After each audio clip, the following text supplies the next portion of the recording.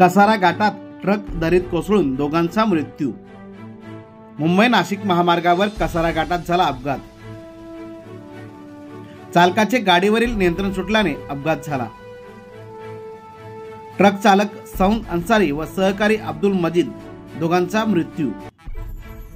शुक्रवारी सकाळच्या सुमारास घडली अपघाताची घटना।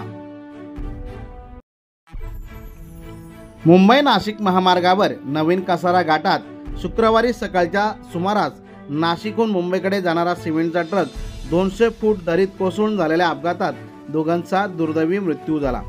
नाशिकहून मुंबईकडे सिमेंट घेऊन जात असताना ट्रक चालक सौंद अन्सारी वय 28 याचा कसारा घाट उतरत असताना गाडीवरील ताबा सुटला व ट्रक थेट 200 फूट दरीत कोसळला। अपघातात चालक सौंद व त्याचा सहकारी अब्दुल मजीद या दोघांचा मृत्यू झाला। अपघात घटनास्थळी आपत्ती व्यवस्थापन व पोलिसांनी मदत कार्य करत दोघांचे मृतदेह बाहेर काढले।